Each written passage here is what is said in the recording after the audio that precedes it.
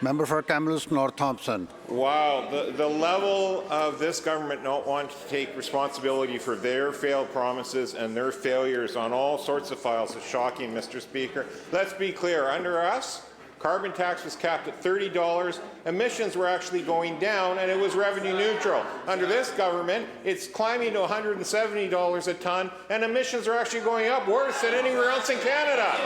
This government doesn't know how to implement anything, Mr. Speaker.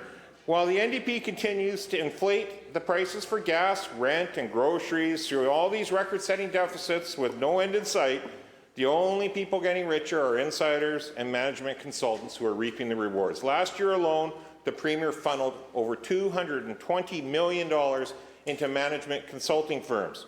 This includes hefty payouts like $62 million to Deloitte, $42 million to PwC, enormous sums, Mr. Speaker, of tax dollars that enrich global corporations under this NDP. Rather than the $1 billion on management consulting, the Premier should have adopted BC United's plan to reduce the fuel tax by 15 cents a litre. To the Energy Minister, that's what we would cut, the provincial fuel tax. Full stop. Consulting firms are dining out while ordinary British Columbians simply can't afford to eat groceries, Mr. Speaker. After increasing the size of the government by 36%, why has the Premier spent $1 billion on consultants with no tangible results to show for it?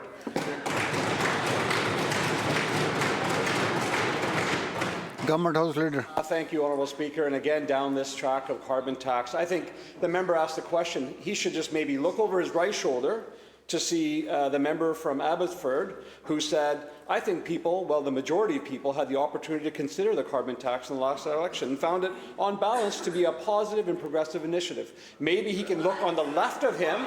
Maybe he can look on the left of him for the member from Prince George who said, I think people who do want to see environmental leadership in the province, and obviously the carbon tax is one of the best things where British Columbia has led.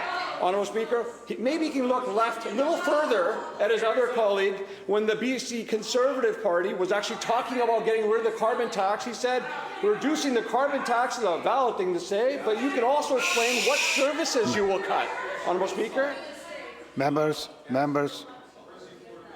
Honourable Speaker, he said something. He said, it's great you can talk about it, but he'll tell you what services will you cut to make up for that $5 billion shortfall. Honourable Speaker, I can suggest that the leader of the BCU party here will make cuts, because that's what he did when he was the Minister of Finance in 2012. Cuts to healthcare, cuts to services, Honourable Speaker.